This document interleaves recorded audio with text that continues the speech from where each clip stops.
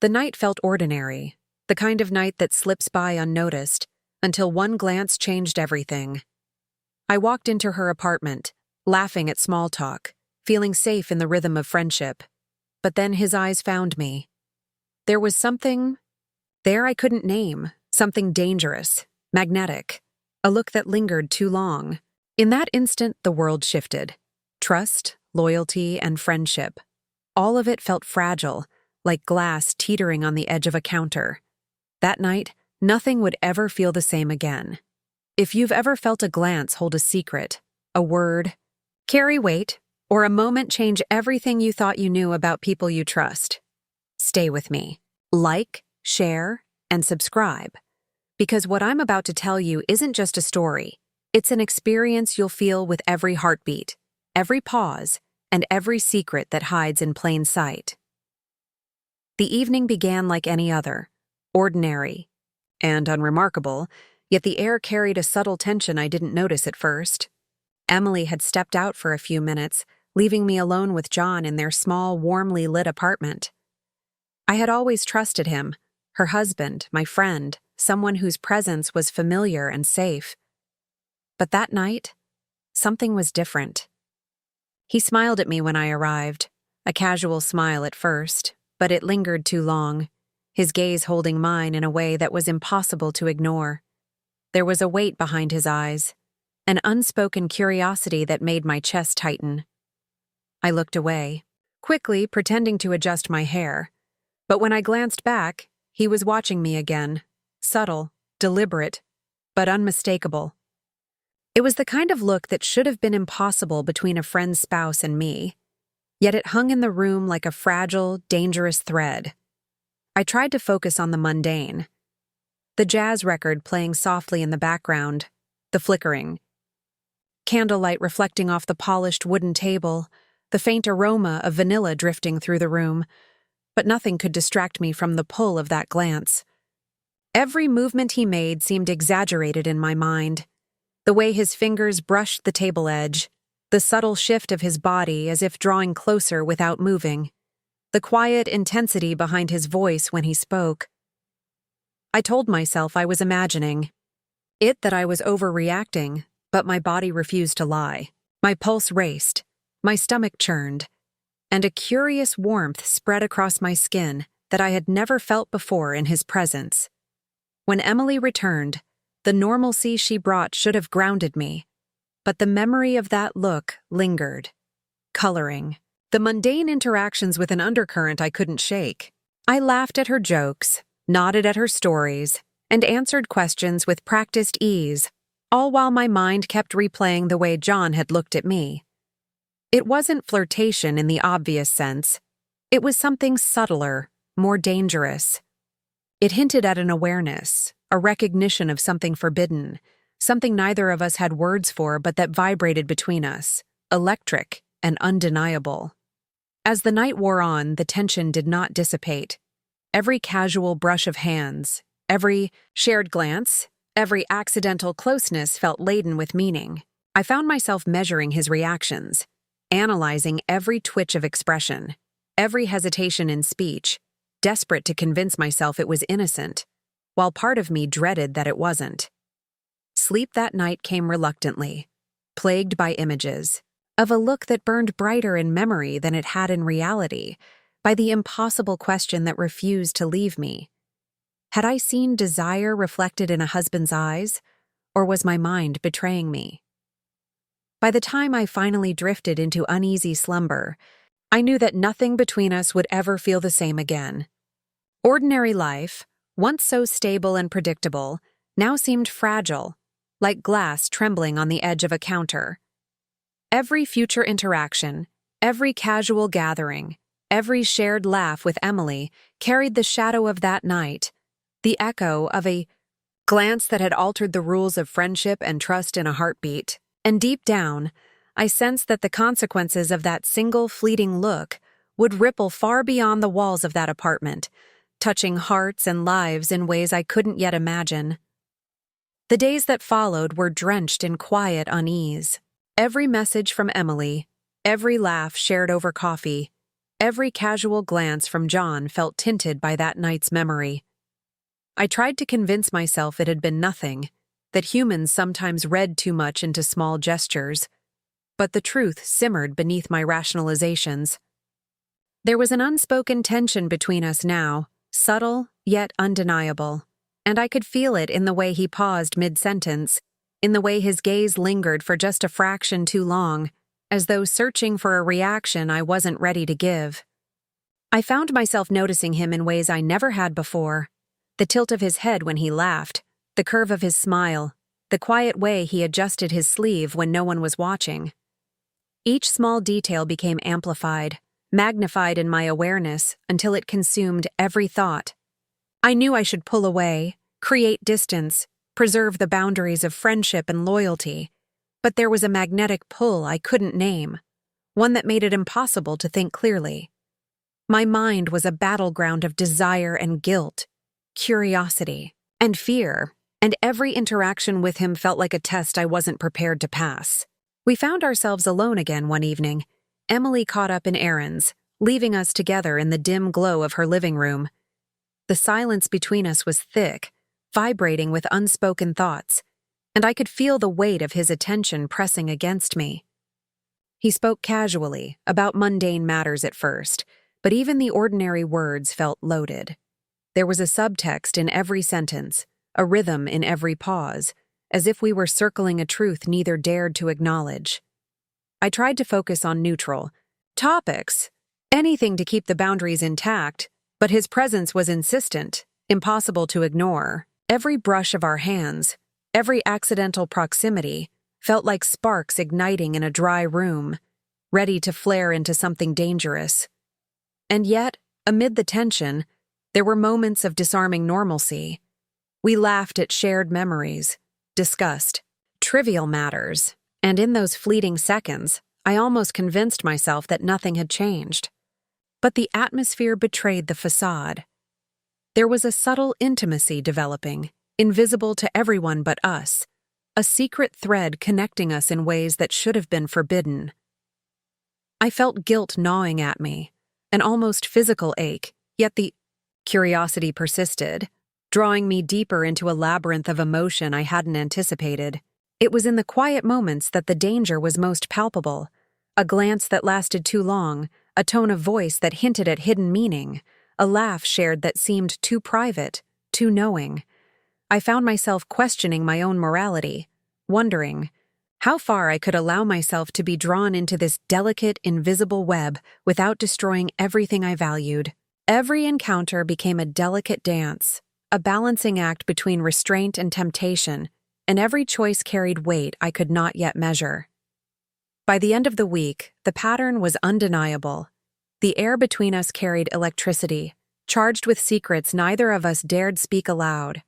I knew that continuing to ignore it would be impossible, that sooner or later something would break, and the fragile trust we had always relied upon would shatter. The allure of the forbidden hung over every interaction, and I realized with a mixture of fear and fascination that the path forward was no longer clear. The night of that first glance had unlocked a door I could never close, and the secrets we were beginning to share, unspoken and urgent, would define the precarious, dangerous tension that now governed our lives. It started as a quiet evening, but the tension had grown so thick it felt like a living thing, wrapping itself around every word, every gesture. I couldn't stop thinking about him, the way he had looked at me, the way his presence made my heart race, the unspoken currents between us that seemed to pulse with life whenever we were alone. That night, even the familiar walls of Emily's apartment felt different, transformed into a space charged with the weight of things left unsaid, with the magnetic pull of desire neither of us had permission to feel. We found ourselves in the kitchen, ostensibly preparing a simple meal, yet every motion carried significance. I could feel his proximity in ways that were both terrifying and exhilarating, the subtle brush of his hand against mine as we reached for the same plate, the quiet warmth that lingered long after contact. His eyes met mine, and for a moment, the world narrowed to just the two of us, the air between charged with something forbidden and urgent. I tried to tell myself to step back, to remind myself of Emily, of the boundaries I had sworn never to cross. But my body betrayed me. I felt drawn into the orbit of his presence, powerless to resist the gravity of that silent communication. Words became unnecessary, replaced by glances that carried weight far beyond their brevity. Every laugh, every shared story, every casual comment was layered with subtext, with a language only we seemed to understand. I could see it in the way he hesitated before speaking, the faint flush on his cheeks, the subtle shift of his stance as if bracing for something neither of us was willing to name. The intensity of it was almost suffocating, and I realized with a cold clarity that nothing in our friendship had prepared me for this. The night had arrived like a storm I had ignored, and now I was caught in the downpour, drenched in emotions I barely understood. The longer we were alone, the more fragile the barrier became between us. I could feel his gaze tracing the lines of my face, lingering on moments when I tried to smile naturally, when I turned away to hide the heat rising in my chest. It was as if he could see through the careful masks we wore, as if he knew the turmoil within me before I could even articulate it. And in that realization, a dangerous thrill ran through me, the intoxicating knowledge that something was happening that should never happen, that I was dancing on the edge of a line that could never be uncrossed. Time seemed to distort, minutes stretching into hours as our shared silence hummed with possibility. I was acutely aware of the moral chasm yawning before me, of the betrayal lurking in every stolen look, yet I felt powerless to step back. The night was alive with temptation, a force that tugged relentlessly at the strings of my conscience, at the fragile morality I had always clung to. I questioned myself endlessly. Was this desire, or simply the intoxication of proximity and curiosity? Yet even as I asked, the tension grew, pressing into my chest, whispering promises of what might happen if I let myself succumb. By the time Emily returned, the spell was broken, but the residue lingered. Heavy and suffocating, I could feel it in the way he straightened, in the subtle tension in his shoulders, in the careful neutrality of his voice. Nothing had been said aloud, yet everything had shifted. That night would not leave me. It would echo in my thoughts, haunt my sleep, and color every interaction thereafter. I knew, with a certainty that made my stomach twist, that we were teetering on the edge of something irreversible, and that the next choice, his, mine, or fate's, would define the course of all our lives. The consequences of that night did not arrive with drama or fanfare. They seeped into life quietly, like ink spreading through water, staining everything it touched before anyone noticed. I could feel the weight of it in the smallest interactions. The way Emily laughed a little too sharply at jokes. The way John avoided meeting my eyes when she wasn't around. The way the silence between us sometimes grew so heavy it was almost tangible. It was as though a fracture had formed in the foundation of everything I had once trusted, invisible yet impossible to ignore. Each day, the tension pressed harder, bending the lines of loyalty and friendship until they seemed almost elastic, ready to snap. I tried to navigate the ordinary world, to go about my routines as if nothing had changed, but everything had changed. At work, I caught myself distracted, replaying conversations in my mind, wondering if anyone else could sense the subtle shift in me. At home, I noticed patterns in Emily and John that had always been there, but now seemed charged with hidden meaning. Every shared glance, every hesitant touch became a potential signal, a coded message whose meaning I was too frightened to decipher. It was exhausting, a constant low-level anxiety that throbbed beneath the surface, and I realized with a shiver that I was now living inside a story I had no script for. The fallout reached beyond the apartment walls. Mutual friends began to sense tension, casual comments landed awkwardly, and laughter felt forced, as though everyone was tiptoeing around a truth that none of us dared voice. I could see it in John's demeanor. He was careful now, measured, always aware of who was watching. I could see it in Emily, though she was blissfully unaware, moving through her days with a trust that felt fragile in the wake of what had begun between us. And I, trapped between desire and morality, was forced to watch it all unfold, every interaction a reminder of the thin line I had stepped onto and could no longer leave untraced. It wasn't just the social fallout that threatened me. It was the psychological toll, the way my mind refused to rest. I replayed every encounter, dissected every word, analyzed every glance, searching for signs, for confirmation, for some way to convince myself that it had all been harmless. But deep down, I knew the truth. Boundaries had been crossed in thought, if not in action, and thought alone had consequences. Sleep became uneasy, my dreams tangled with unspoken tension, and I realized that even in the absence of confession or confrontation, the ripple effects of one night's glance could stretch endlessly, touching every corner of life, reshaping relationships in subtle, irrevocable ways. And yet, amid the chaos, there was a strange clarity. The fallout forced me to confront my own desires, my own limits, my own willingness to act or remain silent. I understood for the first time that life was rarely neat, that moral lines could blur without notice, and that the human heart could harbor storms even in the calmest moments. I was suspended between fear and fascination, between guilt and yearning, and I knew that the choices ahead, whether to confess, to flee, to resist, or to surrender, would define everything. That night's glance had not just changed our world. It had shattered the illusions of safety, trust, and predictability that I had always relied upon. And now, there was no going back. By the time the tension had stretched into weeks, the weight of our unspoken truth pressed against me like a storm ready to break. Every encounter with John was a study in restraint, a delicate balance between propriety and the magnetic pull of forbidden curiosity. I could see it in his eyes, the same conflicted desire that had haunted me from the first glance. Neither of us spoke, yet everything between us had been said in fleeting looks, subtle gestures, and the almost imperceptible rhythm of proximity. Every word, every laugh, every touch of the hand carried the potential for confession or disaster. The question that had been lingering since that night became unavoidable. Should I speak?